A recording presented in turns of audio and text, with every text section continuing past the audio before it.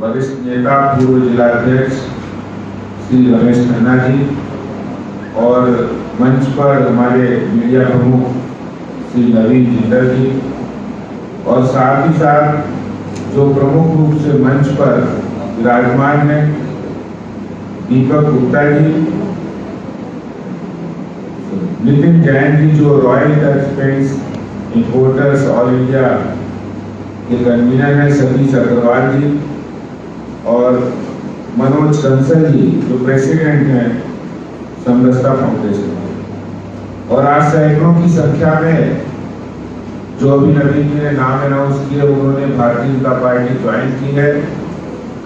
मैं उनका बहुत अभिनंदन करता हूं कि उन्होंने प्रधानमंत्री श्री नरेंद्र मोदी जी के नेतृत्व में चलने वाली सरकार जो भारतीय जनता पार्टी की सरकार है, लगातार देश को मजबूत और विकास की ओर ले जाने वाली सरकार, ऐसी भारतीय जनता पार्टी के साथ ज्वाइन होकर आपने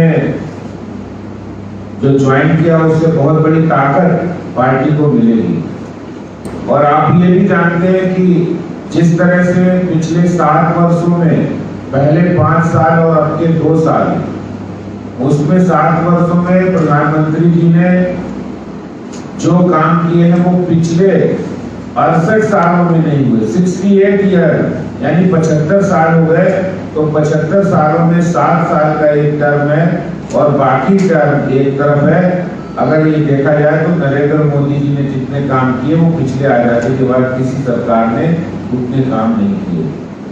और मैं ये समझता हूँ कि आप लोगों ने भी इन सब बातों को सोचकर देश को एकजुट बनाकर देश को मजबूत करके विकास की ओर ले जाने वाली पार्टी चुनी है।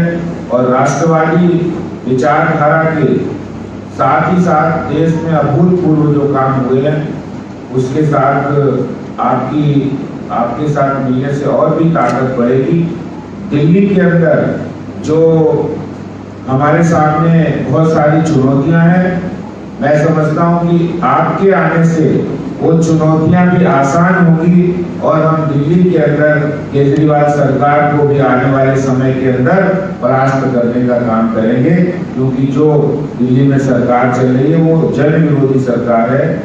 और इसके साथ ही साथ मैं जितने भी हमारे नवागंतुक पार्टी के सदस्य बने हैं, मैं उनसे ये भी प्रार्थना करता हूँ कि आप लोग भी जो लोग पहले से जुड़े हैं नमो ऐप से, आप लोग नमो ऐप के बारे में जानते हैं ना, तो नमो ऐप से जो जुड़े हैं वो ठीक है, लेकिन नहीं जुड़े हैं तो आप लोग भी नमो ऐप अपने फोन में डाउनलोड करेंगे तो उससे बहुत सारी जानकारियां सरकार की मिलेगी कि मोदी सरकार कितने हॉस्पिटल बना रही है, कितनी लोगों को सुविधाएं दे रही, प्रधानमंत्री आयुष्मान योजना में, आवास योजना में कितने लोगों को वैक्सीन लगाई, ये सब जानकारियां भी मिलेगी। मैं आपको एक जानकारी दे दूं कि अभी एक सरकार ने फैसला किया है कि जो मेडिकल एग्जामिनेशन होता है, मेडिकल एंट्रेंस होता है, पहली बार इतिहास के अंदर देश की आजादी के बाद पहली बार कोई सरकार ऐसी है जिसने 10% सवर्णों को, यानी जो EWS कैटेगरी के लोग हैं और जिनको कभी कोई रिजर्वेशन किसी सरकार ने नहीं दिया, 10% का रिजर्वेशन जनरल को दिया गया। और ये अपने आप में बहुत बड़ी बात है, किसी सरकार के आज तक कोई इतना बड़ा काम नहीं हुआ है। मेडिकल एंट्रेंस में जो EWS कैटेगरी के हैं और वो किसी भी समाज को बिलोंग करते हैं, यानी जिनको रिजर्वेशन है उनको नहीं, अदर देन जिनको रिजर्वेशन है वो सबको वो 10% का फायदा मिलेगा। और एक ORS यानी ऑनलाइन रजिस्ट्रेशन स्कीम शुरू हुई है देश में। कहीं भी देश के बड़े 300 हॉस्पिटल जोड़े गए, कहीं से भी कोई रजिस्ट्रेशन कराएगा, कहीं लाइन में लगने की जरूरत नहीं है। ORS से अपना ऑनलाइन रजिस्ट्रेशन करके हॉस्पिटल में अपॉइंटमेंट ले सकते हैं, बड़े बड़े हॉस्पिटल में। तो ये सरकार के जो ट्रांसपेरेंट काम है उसके बारे में मैंने कुछ जानकारी दी है।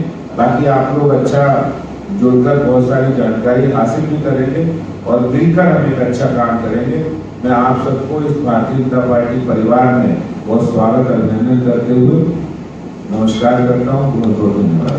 धन्यवाद जी। मैं भाई नितिन जी से कहूँगा, नितिन जैन जी, जो कि royal Dutch paints import all India association के प्रधान से नोबल के उपलब्ध है।